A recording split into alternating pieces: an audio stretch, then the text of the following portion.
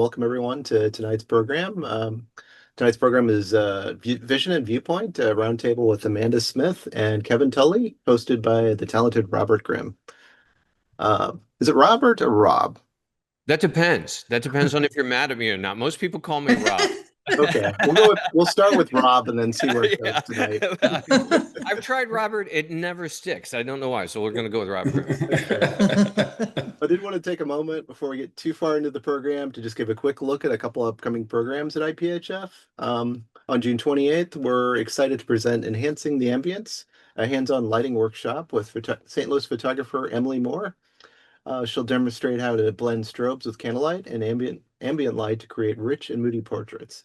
Even better, it's happening at Rob's studio, which is really a great creative space you really need to see in person. So, um, then on this fall, on October 10th and 11th, we're going to head to Indianapolis for our biggest event of the year, the 60th Anniversary Hall of Fame Induction and Awards Gala.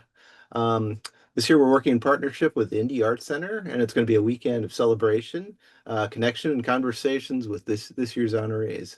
So if you'd like to learn more about these events, just hop over to iphf.org and find more information there. And I guess for those of you that are new to IPHF, just want to offer a welcome. We're proud to be celebrating our 60th anniversary this year, honoring excellence in photography. Currently, we have over 130 Hall of Fame inductees, and we recognize photographers, inventors, and visionaries who have shaped the medium each year through the gala.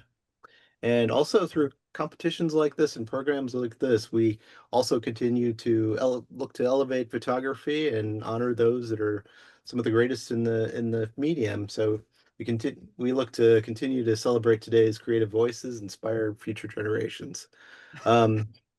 Now that I've kind of gone on long enough, I'll turn this over to Rob. Rob is a board member at IPHF, a commercial photographer, and a creative content producer. So I'll turn it over to you. Yeah, thanks, Stephen. Appreciate it. Okay, so before we get into this, I will say a couple of things. One, why am I hosting this? I am a board member at the IPHF. It's something that's very near and dear to my heart. And I've been a commercial photographer specializing in food and beverage for 35 years now. Which you should be thinking in your head, Rob, you couldn't possibly be in this business 35 years with your youthful look, but let me assure you it's true. It's a great business, although it is not the easiest business in the world. I've also been an educator for a long time. I've taught a lot of workshops. I actually left the world of commercial photography for several years when I ran a company called ProEDU, where we taught Photoshop and photography processes globally.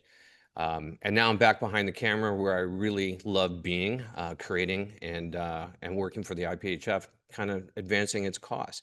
And I'm really excited to talk with the two of you today. This is nice because we're fellow educators, fellow artists, and there's a lot to talk about. I think one of the things that's going to be nice about this conversation is going to give people a real understanding of what it's like from a juror's point of view, of how the whole contest world works and why they might want to think about certain things and why they might not. So we're going to kind of look for you to give them that info.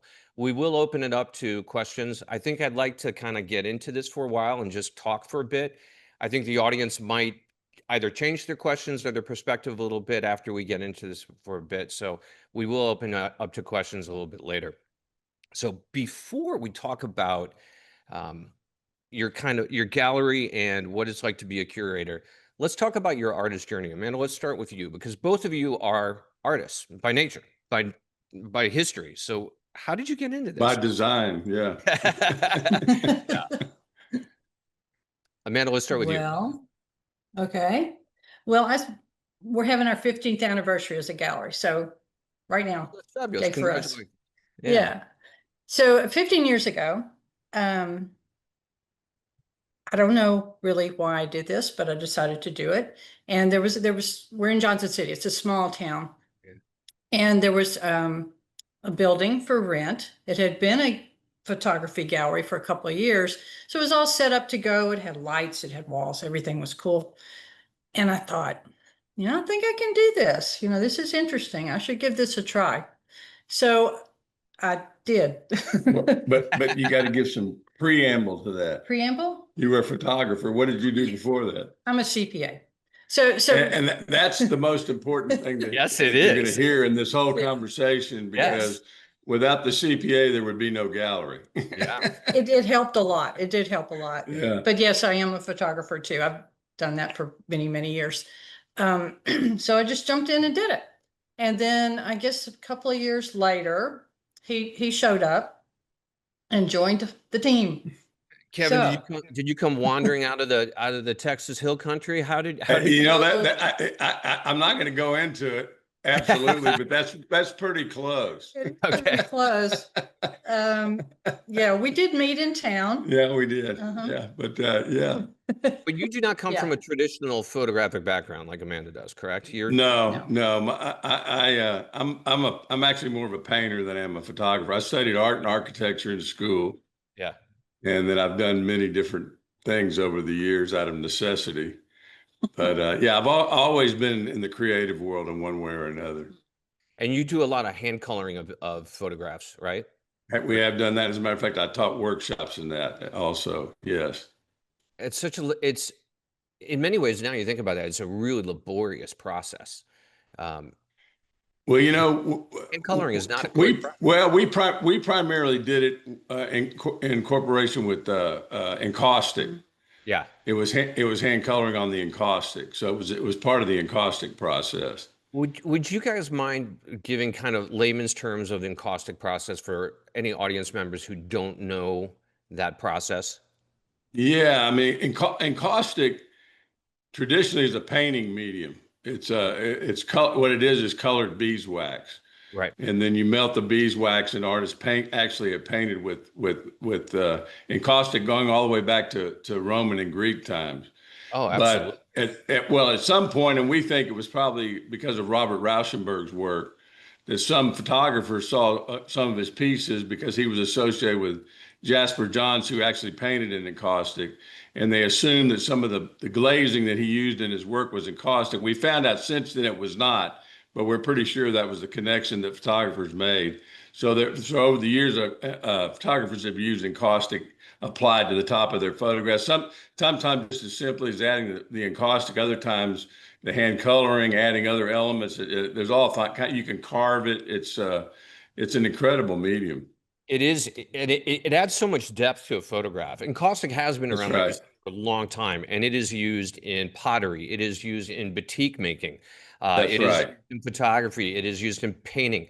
Encaustic wax is a really fascinating process.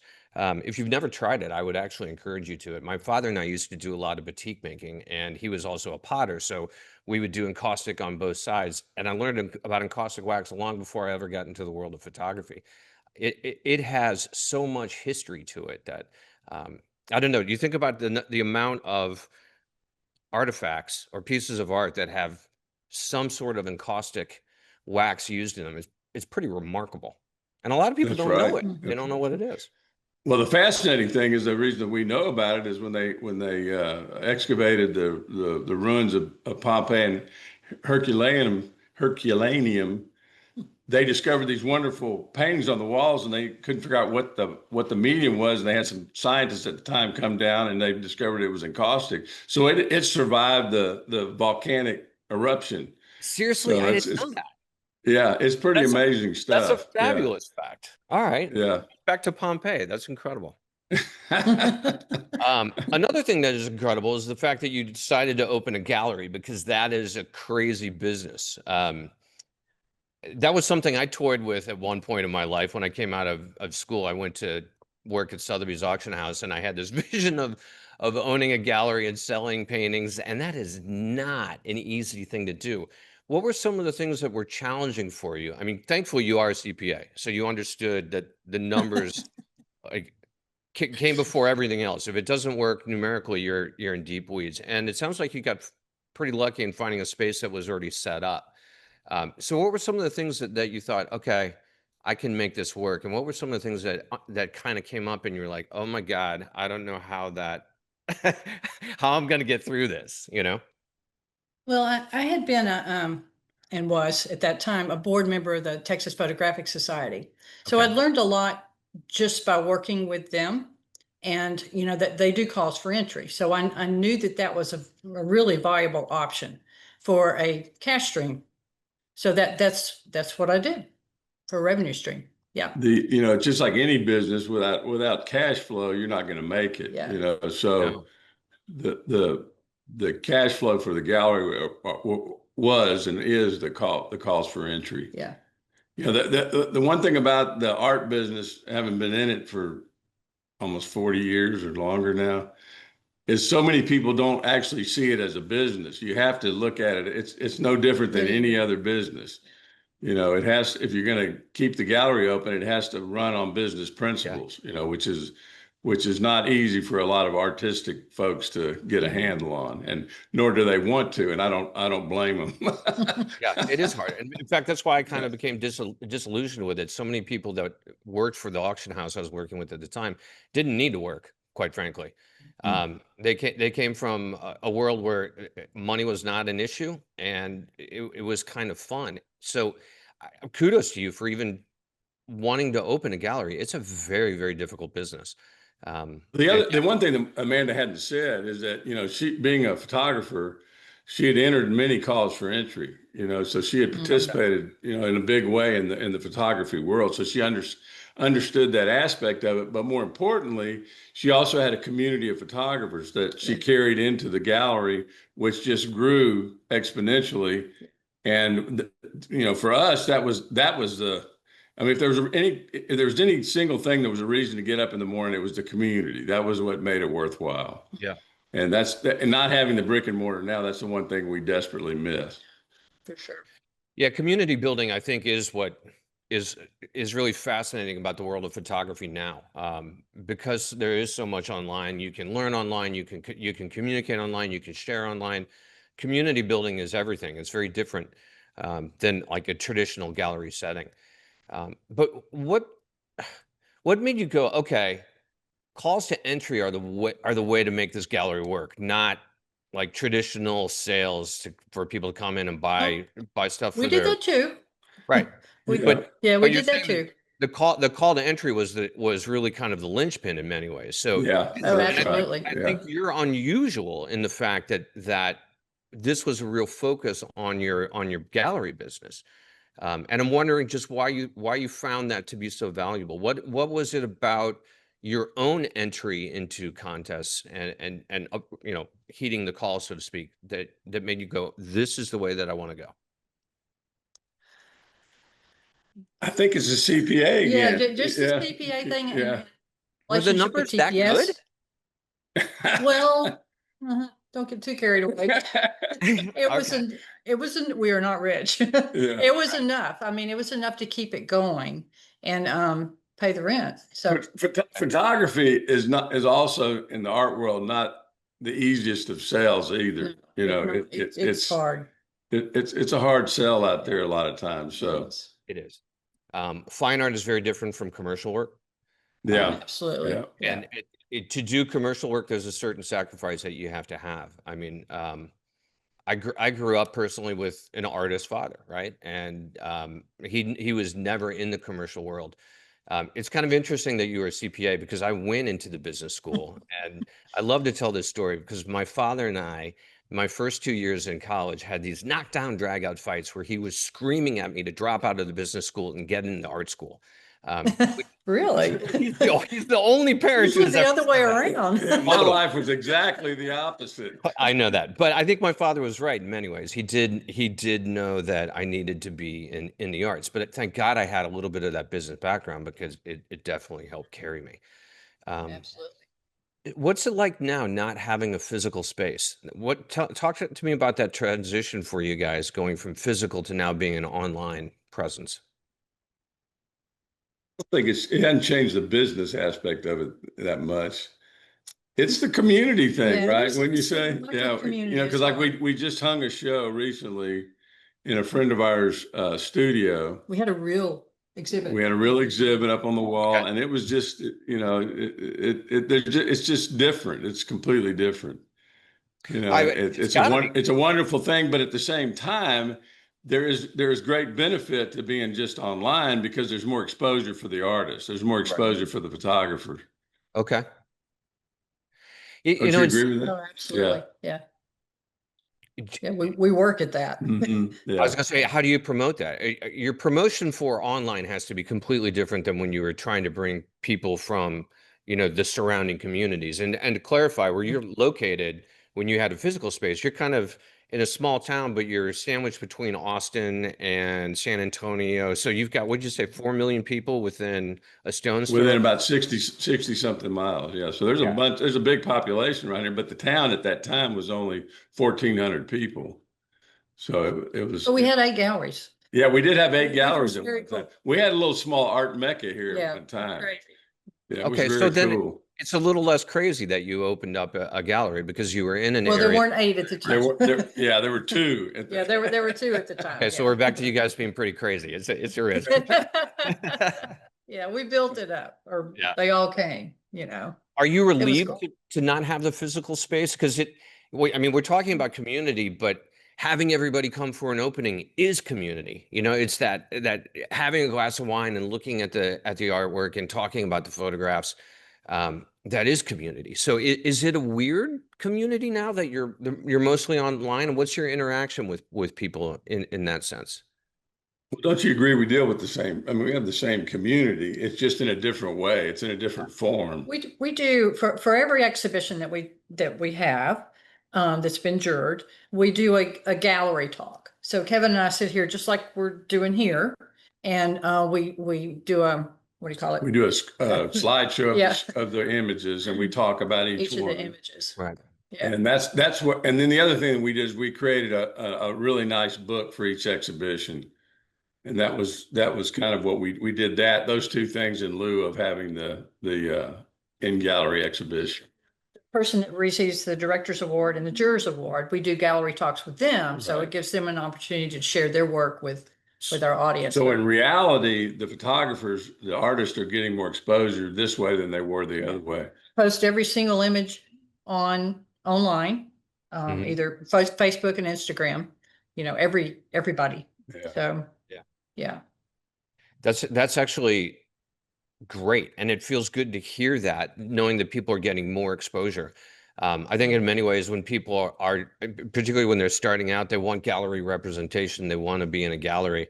And as a commercial photographer, you want representation, but that's in many ways, that's not what's going to get you the work. It's exposure. Mhm. I want to understand how the 2 of you work, because you come from the artist background.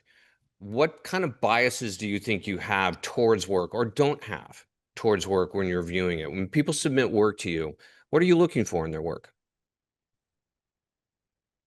I think we have a real similar aesthetic, but there is a difference because Amanda's more in the photography world, and I'm more in the general art world. Yeah. I think that would be the main difference. And I mean, we do have jurors, so we Yeah. don't juror all of our own Right. exhibitions, The, but the majority of our exhibitions are actually jured by someone else. So. Okay. Yeah. But I guess also what I'm really asking is, what do you look for when you're viewing people's work? And how do you keep some of your own biases out of that? I know I've done a lot of critiquing and portfolio reviews, and I always have to distance myself from what it is I do and how I would make that composition, while also trying to figure out what level that person is at in their work, right? Yeah. And that's what I want to know from your point of view. What are the things that you're looking at and seeing and kind of feeling about the works that come across? Well, for me, I mean, first of all, it's got to be a good photograph, right? I mean, Technically. technically it has to be a well done photograph. And then almost the entire enchilada is the creativity. I mean, where are they coming from? How have they done it? What is their, and style has a lot to do with it. I mean, a lot of people think that's a bad word, but if you look at any successful artist, no matter what the genre is, they have a certain style. It's recognizable. Absolutely. And that's another important aspect of it. And then probably the third most important thing is, do the artists or the photographers work in bodies of work? That's incredibly important. It's tremendously to their benefit, and it also helps them in the call for entry process. Define that for me. You said does their work embody the work? Bodies of work. Bodies of work. Bodies of work. Bodies Okay, of I'm work. sorry. Yeah, Yeah. yeah. Yeah, Amanda? No, I'd agree with all that. I think we look at images differently because we have different aesthetics, but yeah. Do you guys Similar. do you guys view things at the same time, or do you do it separately and then come back together and talk about it? What's your work process like? You know, we've done both.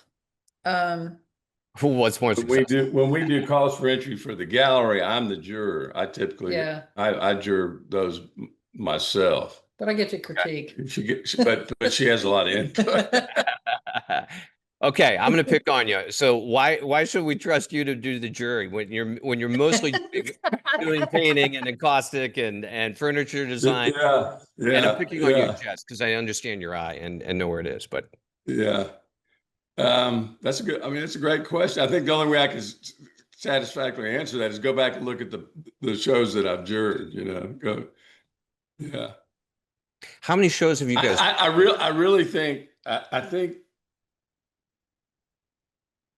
an understanding of the arts is important. I really do believe that, and I think it can be tremendously helpful. As a matter of fact, I have a workshop that I do called "Discovering Your Personal Aesthetic," which is really about all that. How do you find your way that's intrinsic to you, and that way that gets back to style, et cetera, et cetera.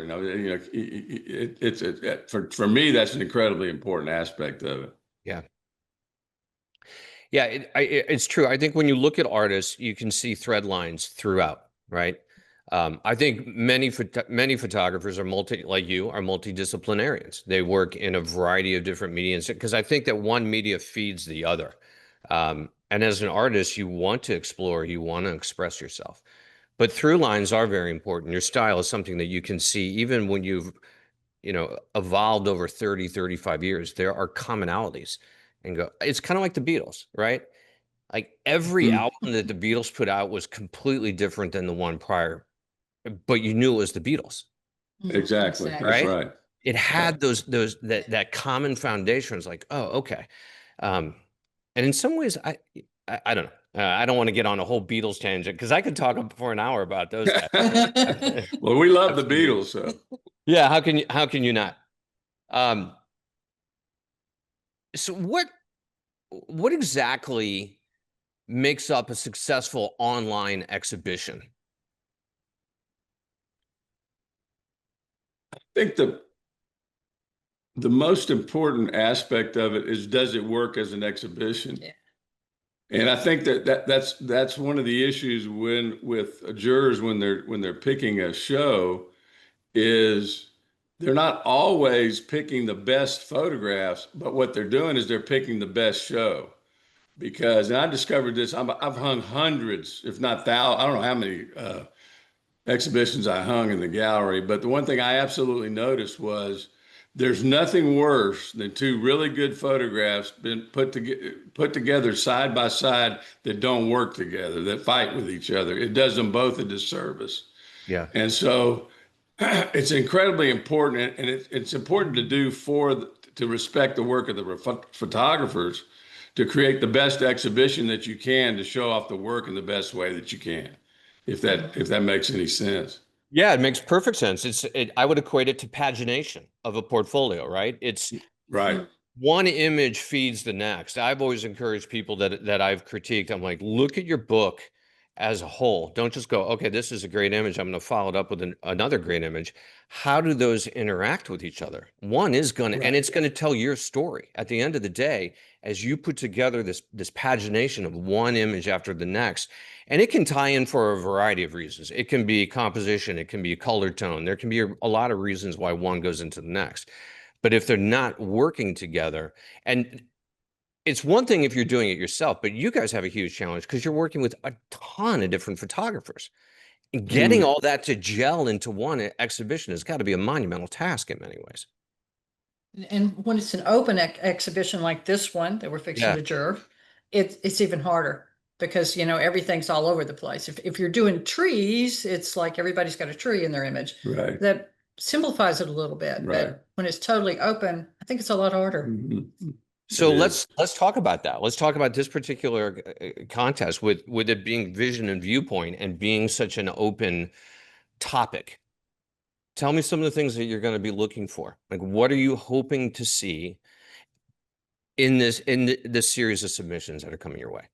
You know, I think we would say this, and I think just about any juror would say this. You're always looking for something that surprises you. Yeah. That's that's really the bottom line. That's the first thing that jumps out at you, you know, and that can be done in, you know, many different ways. But Yeah.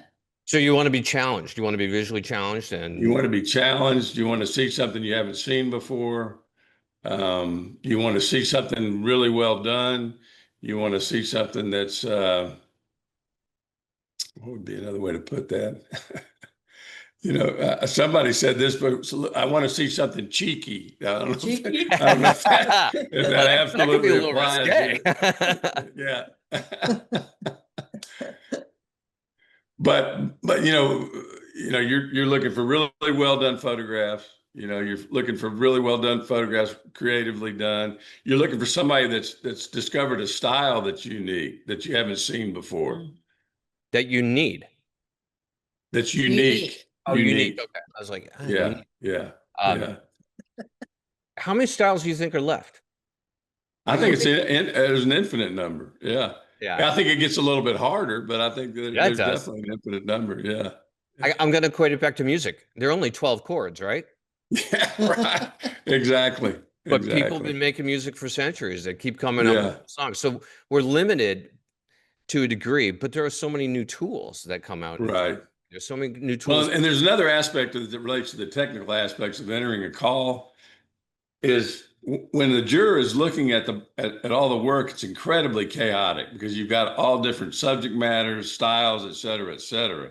So if you can make your entry a little bit calmer, and one of the ways you do that is you curate your entry down to where your images are complementing each other and relating real well to each other, which ultimately comes back to style to a certain extent. So that's one way to think about it. So are you basically saying people need to curate before they send into the curator? Oh, absolutely. You need to curate your entry just like you would if you're going to hang it on the wall. Yeah. So if you're new to this, if you haven't done a contest entry before, or let's say you've only done a couple, give people some thoughts on what they should do to help frame their mind so that they can be their own curator, because it's a very difficult thing to do. Self-critique is not an easy thing to do. And as an artist, I can tell you, I know I can create an image and I absolutely love it today. Tomorrow, I'm going to hate it. I'm going to show it to you. You're going to love it. I'm not going to tell you I hate it because there are now 46 things that I see wrong with it. You might not see this, but I do. So help shape people's minds a little bit, because I know it's a daunting task for them. I think it gets back to what I just said. I think the most important thing is just curating your submission down to the point to where it is something that you'd be proud to hang on the wall. I mean, it's something that you feel good about, that you know that their images are relating well to each other, that they're complementing each other. Now, having said that, that's a relationship to our calls, because when the juror sees your images when you enter ours, they're all together. But some calls, they scramble everything up, so that doesn't apply. That's not applicable. You know, so you keep people's work together, no matter how many. We keep it together. That's right. We keep it together as a body. Yeah. Yeah. I think we should. Yeah. Well, I do too, because I think it tells you more about the artist, right? Exactly. Right. If somebody puts in 5 images and they're scattered out amongst 200 images, they're probably going to be disconnected. You're going to lose that sense of pagination and that storytelling. That's exactly right. Are there things that you can identify when people put in submissions where they just missed the mark? It was like, oh, they really blew it here. And is it a simple fix? Yeah. That's a really good question. I don't know if there's an absolute answer for that. Well, if there's a subject, make sure if it's trees, you better put a tree in there. Yeah. That's a hot tip right there. Please put a tree in there. We've had some strange. Yeah. Another mistake that people make is combining black and white and color. That's hard. You can do it. It can work, but it's kind of tough to make it work, right? Yeah.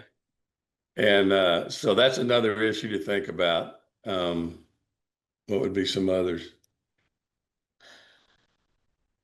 Another mistake that people make is they'll go look at the work of the juror. True. Yeah. And they'll think that that's what the juror wants to pick. Yeah. Well, maybe they do and maybe they don't, but you can't depend on that. Yeah. You know, that's not necessarily true. No, and that's one of the things I was hinting at a little while ago is, you know, I'm kind of interested in your personal biases, which I don't think you have. I think you remove yourself far enough from the work that you create to the work that's coming in. Yeah, I mean, I can honestly say we don't do that. We're real open. Yeah. But when you look at work, can you go, okay, they were actually trying to please me and they shouldn't be? Perhaps. Yeah, sometimes. Yeah. Especially me, not so much you. It's her more than me. Yeah. Do you think people should seek outside opinions before they put a submission in, or do they just need to knuckle down and do this homework themselves to figure out who they are? Well, I think if you're working with somebody that's like a mentor, that can be a really good thing. You know, if you got another set of eyes and somebody that you trust that can give you advice, I think that's wonderful. Yeah, I do too. I think it's a tough thing. Being an artist is a tough thing because, like I said, today you can love your work, tomorrow you're going to hate it. I highly encourage people to print stuff out, lay it across your floor. We do too. Absolutely. Look at what's good and move things around, because there have been so many times where I'm like, you know, this image is really strong, but not where it's sitting. Like it can be right in between two other images, and it just makes it weak, and vice versa. You can take an image that isn't as strong and you can bolster it by where it's positioned. Again, in your through line. And speaking of through lines, are there trends or are there common things that you guys have seen kind of year after year with these contests and submissions? Is there something that we all always do? Well, they're trends, absolutely, in the sense that, you know, now there's more worked imagery, you know, as far as imagery that has something done to it, whether it's Photoshop or sewn on or you know, and we will say that when we had the gallery, we had a small area in the center that we dedicated to alternative process photography. And that area would get oftentimes a lot more attention than the outer area, which had the traditional photography in it, because people are drawn to something that the hand of the artist is obvious, is there, you know, regardless of what that was. Go ahead. Well, you know, so I mean, as far as trends are concerned, I mean, people are sewing on imagery. The encaustic, of course, there's just all types of things that people are doing. Gilding is a big thing. I'm guilty. You're guilty of gilding? I'm very guilty. Very, very much so. I love that. That's cute. What do you think about the world of digital, and now that particularly that we're moving into AI? Well, I don't know if you don't follow me on Facebook, obviously, but not yet. I'm gonna. I've had an ongoing discussion about AI for months now. Yeah. Very much against it. I use it all the time to make a point. I tag everything image by machine. But you know, it's inevitable. We don't allow we don't allow it in our calls.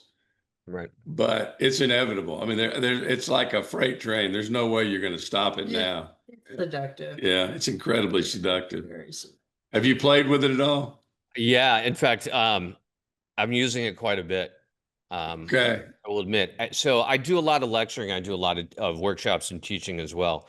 And when AI started coming around, I was like, oh, damn it. I don't want to do this. And I'm going to equate it to the change in digital.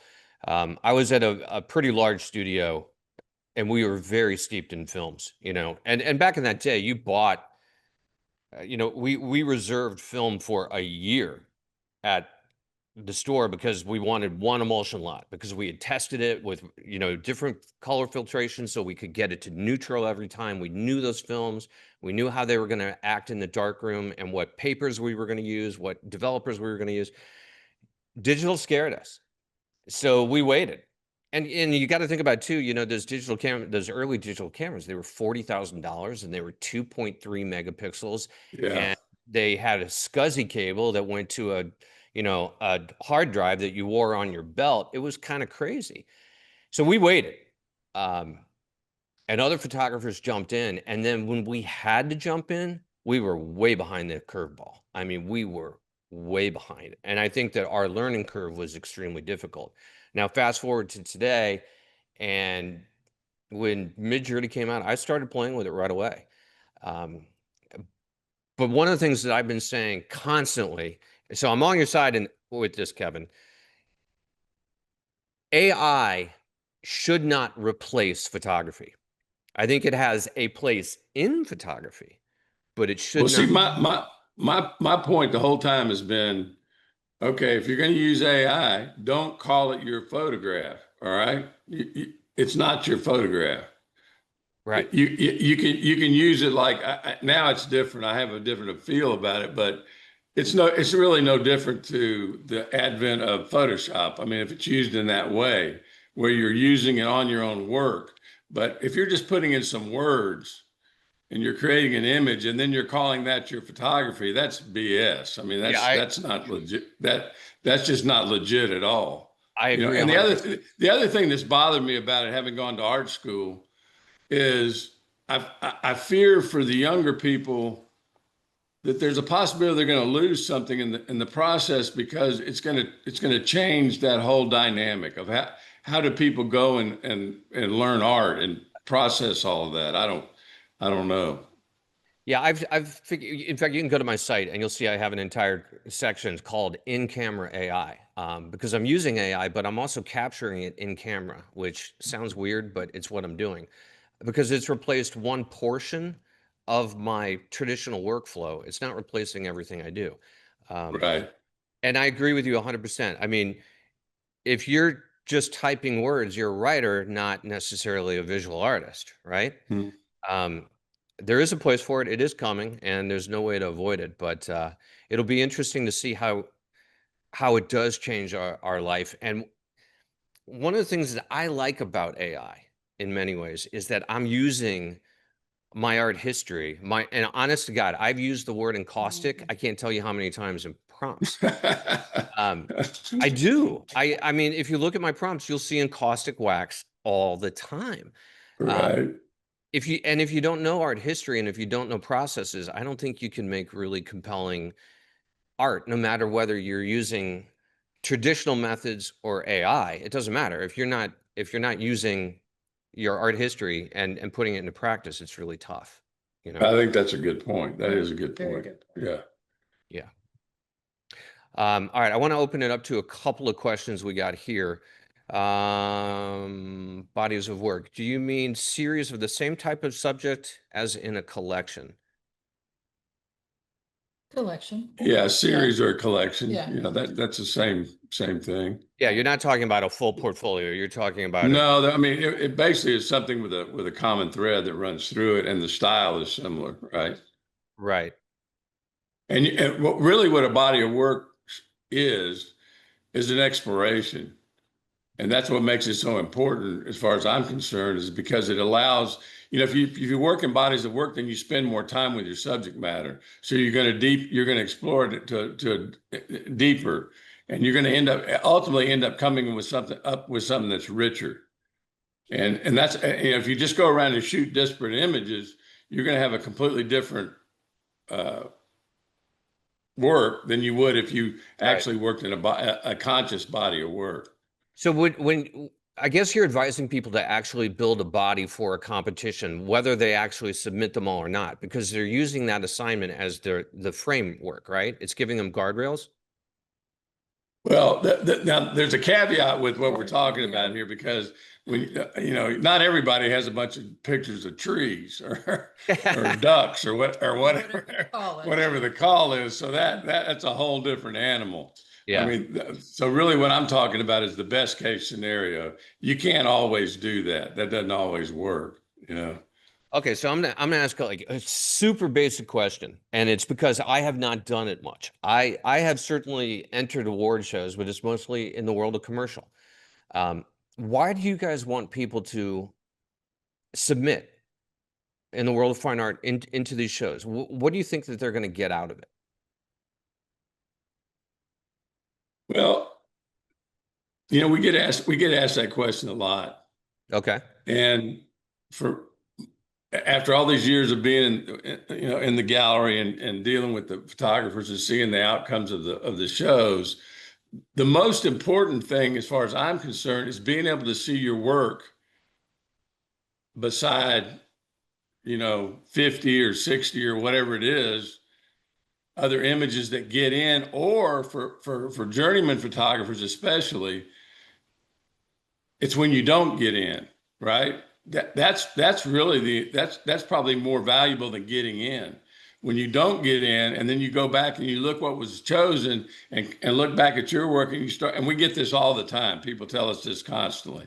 I'm so glad, I'm sorry I didn't get in, but my goodness, when I saw what got in, I understand why I didn't get in. All right. And so it challenges folks to up their game, right? If that makes any sense. Yeah, well, sure. It's the best lessons come through failure, right? As the Chinese say, the greatest lessons are in humility. When you've done something that didn't exactly work.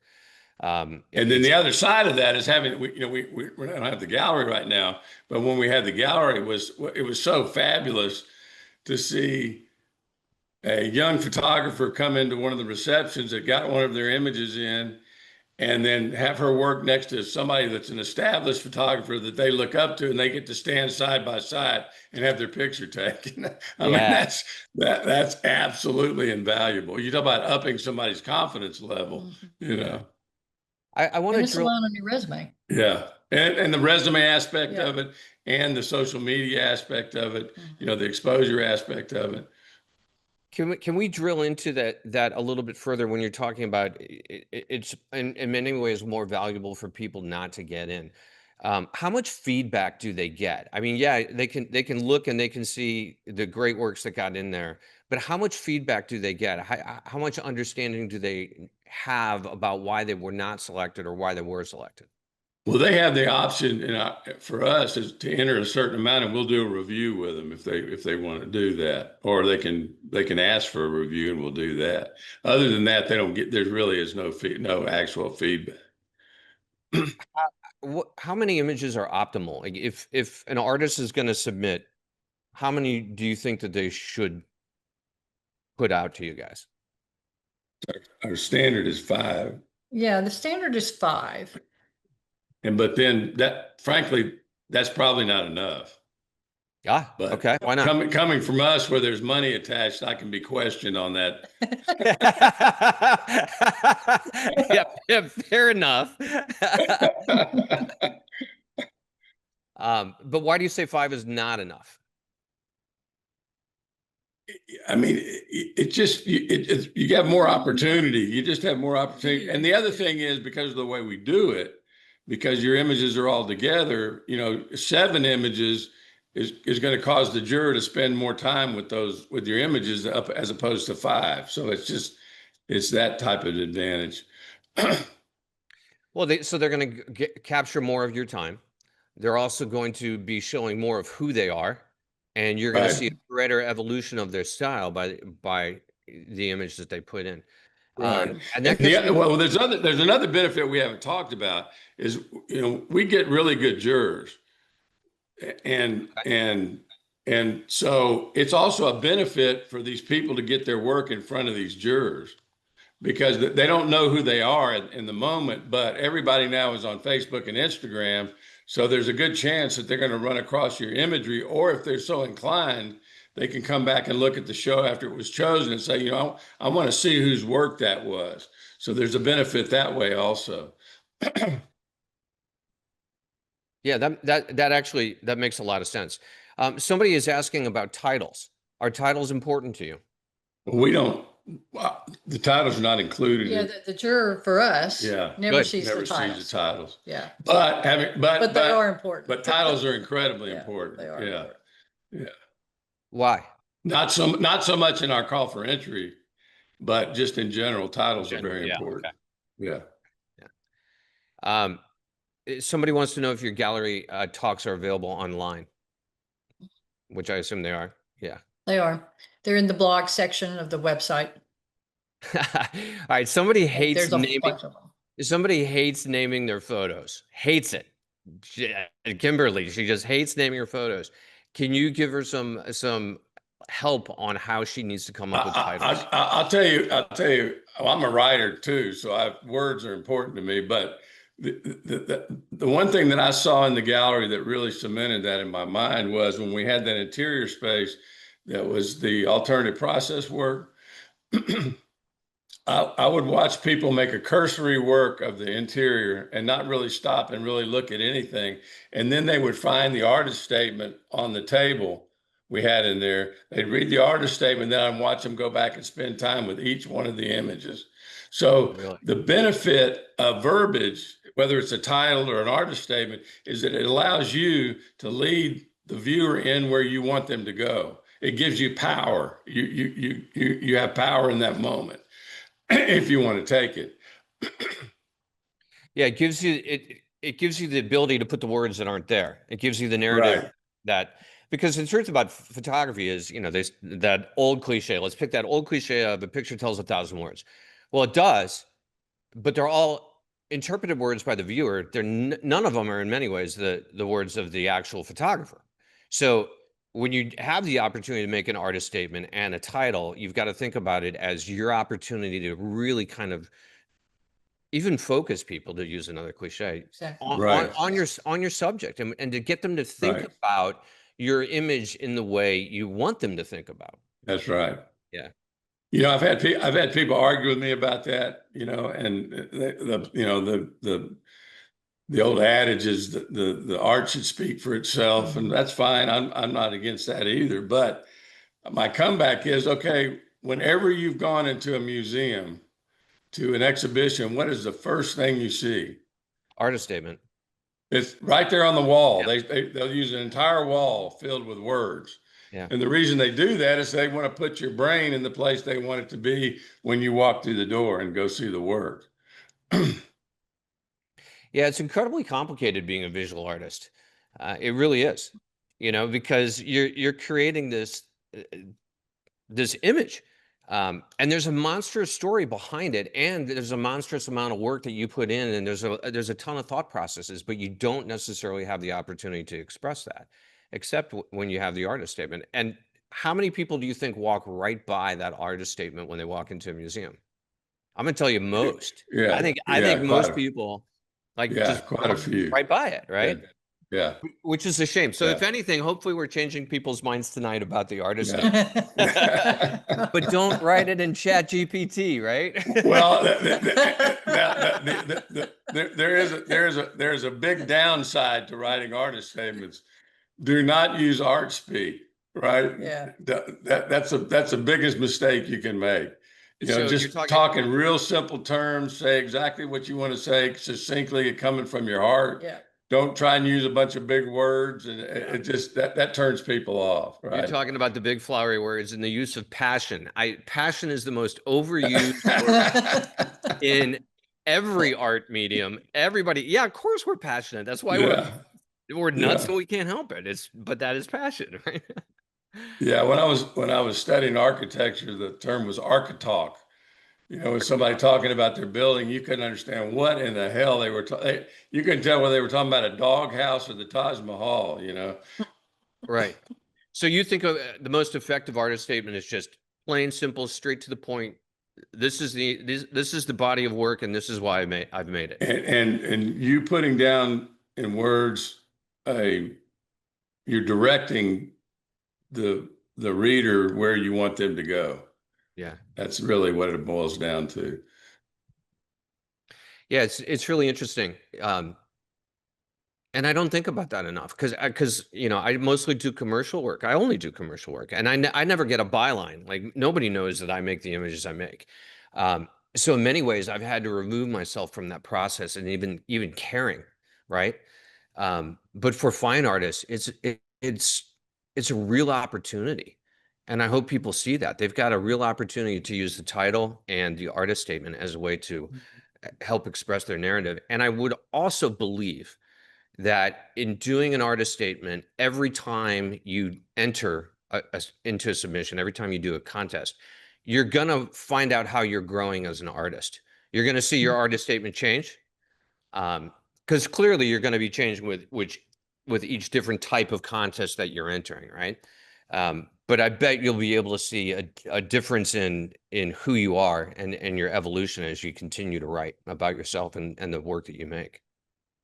Well, we do a call for entry every year. The what's it called? Photographic performance. And the narrative is incredible. That's an important part of that call. We ask for that. You know, we want that. So yeah.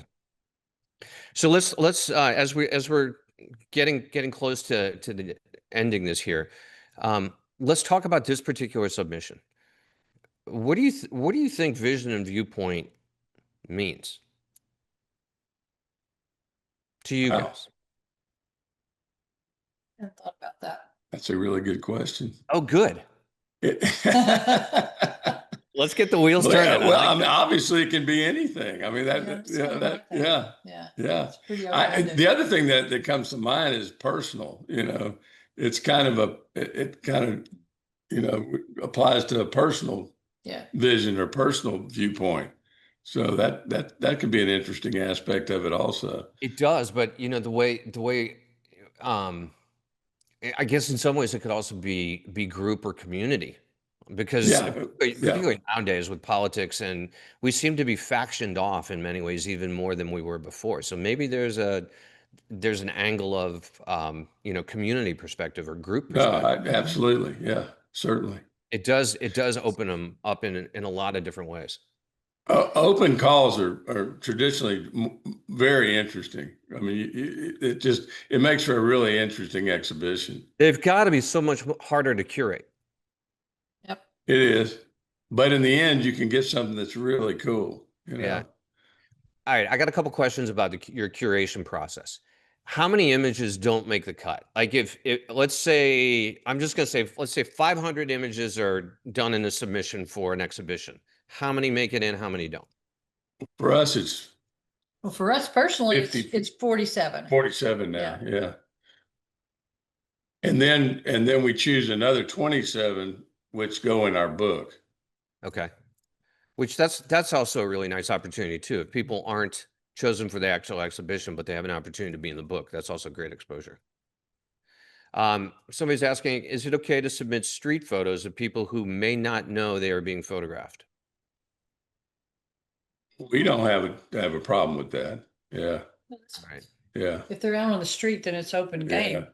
From my understanding. Yeah. Children are another issue, but Yeah. It's weird, but yeah, that's a particular skill, being able to photograph people just randomly on the street. I don't have that skill. I don't either. Yeah, that's a really hard thing. There is a difference between taking a photo and making a photo in many ways, right? Well, you know, again, that's an interesting subject because street photography is incredibly hard. But if you look at the work of Gary Winogrand, he created bodies of work because he had a particular eye. He had a particular way of looking. So when you look at a string of his photographs, they hang together, right? Yeah. So well, I think there are a lot of people like that. You look at a recent inductee into the IPHF, Sam Abel. Right. There's a serious thread, and for people like Winogrand and for people like Sam Abel who have done this kind of voyeuristic view of the world kind of street photography, their methodology is repeated time and time again, and that is they're finding a background, they're finding something that is an amazingly interesting frame, and then they're waiting for something to happen.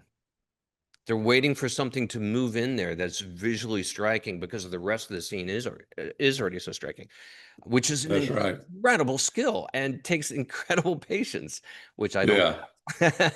Me either.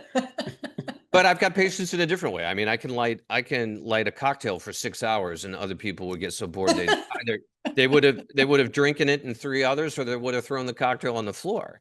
Yeah, I would have downed it within the first 30 minutes. So.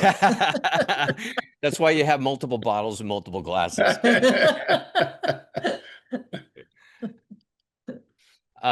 Okay, let me see if there's anything else.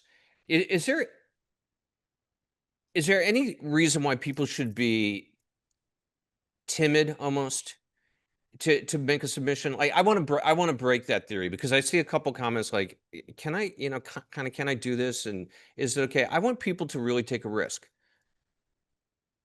I mean, And I kind of there's want no you to reason to be, there's no reason to be timid about it, but what you got to be careful about is tying too much of your emotions up with it, because, something we talk about all the time when we do reviews, if you don't get in, it doesn't necessarily mean that you entered bad photography.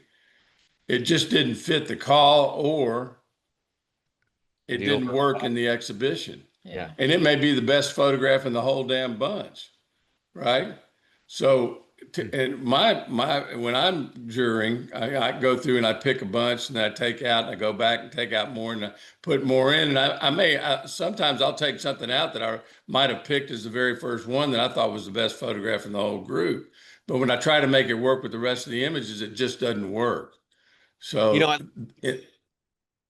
go ahead, finish. So you can't beat yourself up for not getting into a call for entry. That's not right. Kevin, I love that you said that. And I'm sorry I interrupted you there for a second. I think that might have been the most important thing of this entire conversation. The fact that you said that the best image in the entire thing might not make it in the exhibition. That's really fascinating, and it's completely counterintuitive, I think, to what artists are thinking when they make submissions. Because your work is incredibly important, but you guys have a responsibility to not just judge the individual images. You're putting together an exhibition. It is a collective.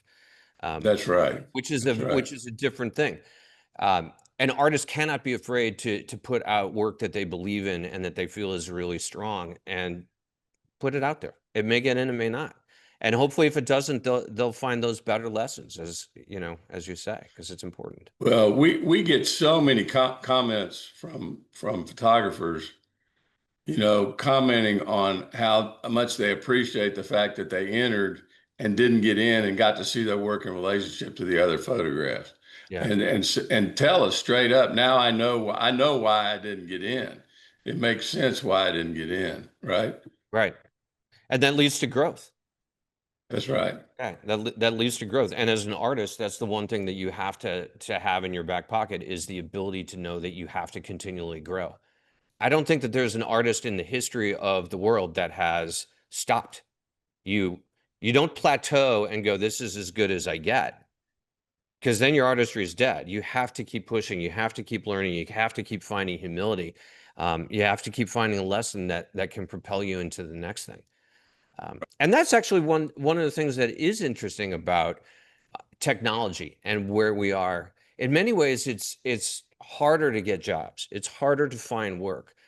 But in many ways, we have newer technologies and things that we never had before. And we have ways to reach audiences that we never did before. Think about Instagram, it's wild. You guys are an online gallery. 20 years ago, or when you opened the gallery 15 years ago, would you ever have thought that you would have been an online gallery? No, absolutely not. Never.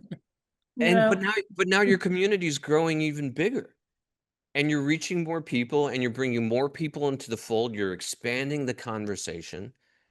It's really cool.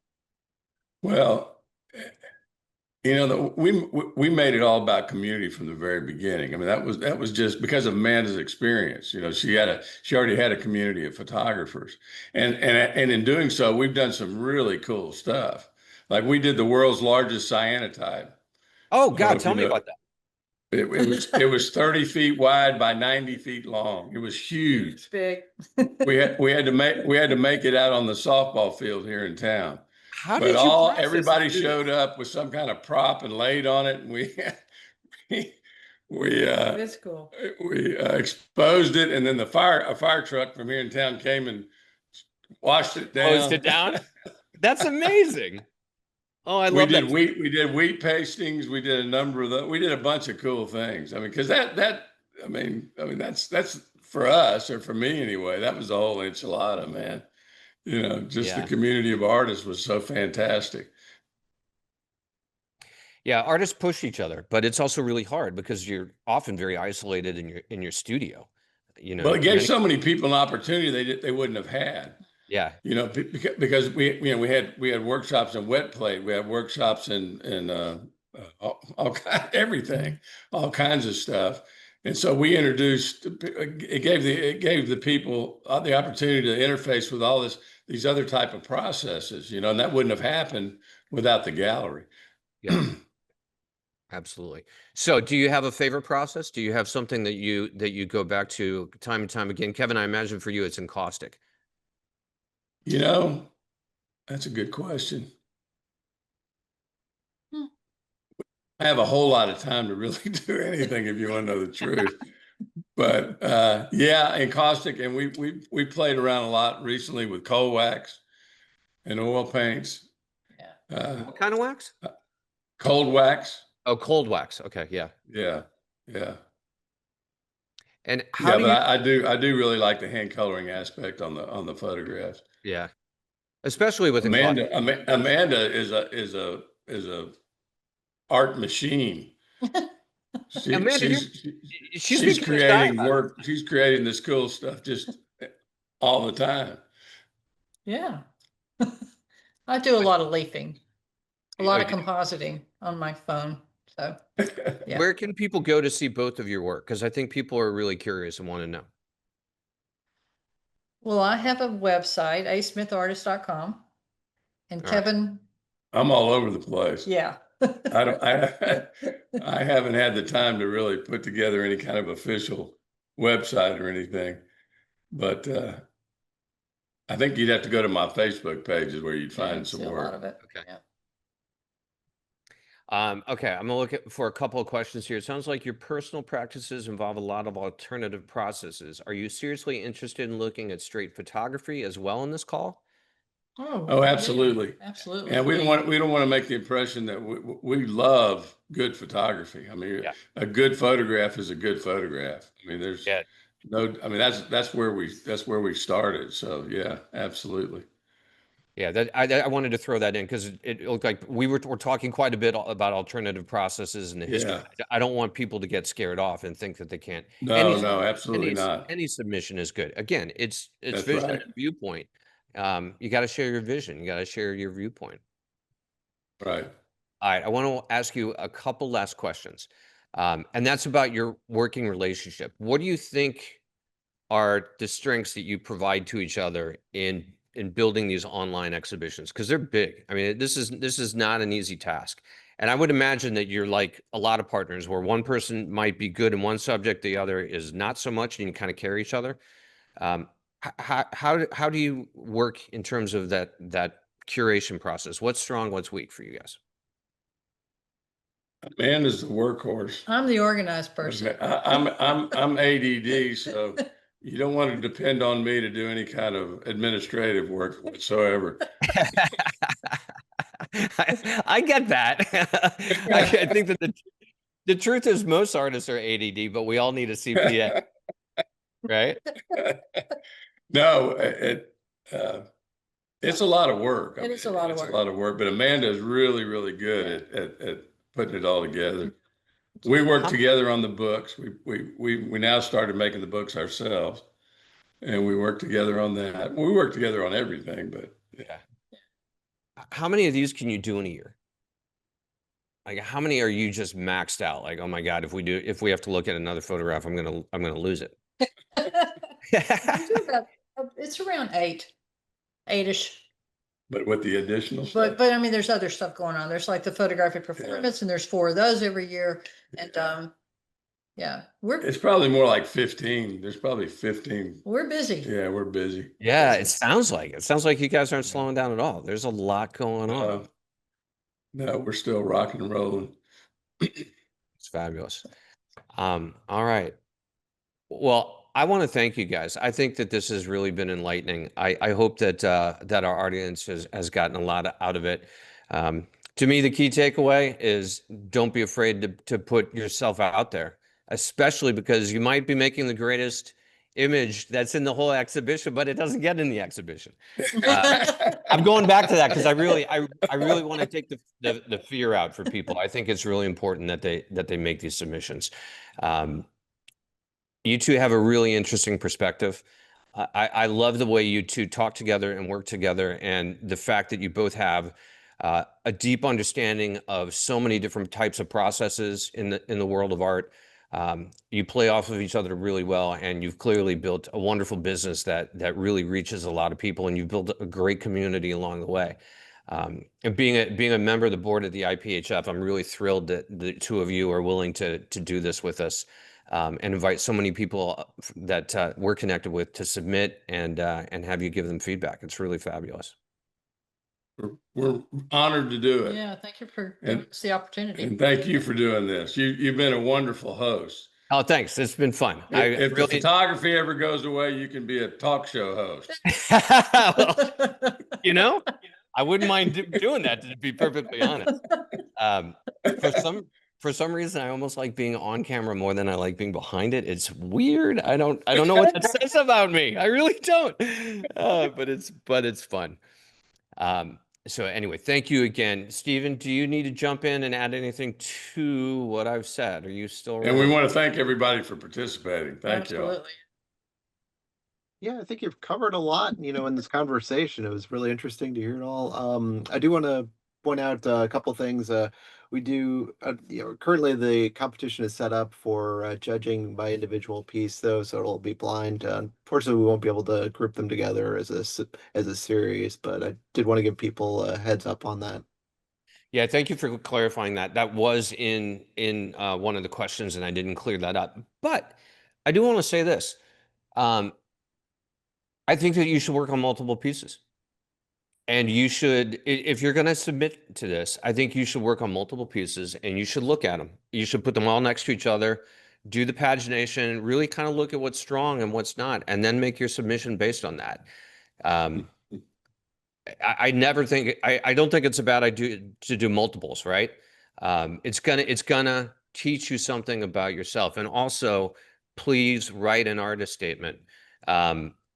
Even if it's just for yourself. I think that Kevin made a really good point about writing an artist statement. And if you think about it, it is a point for you to actually give more information, but really kind of target people into looking at your work the way you want.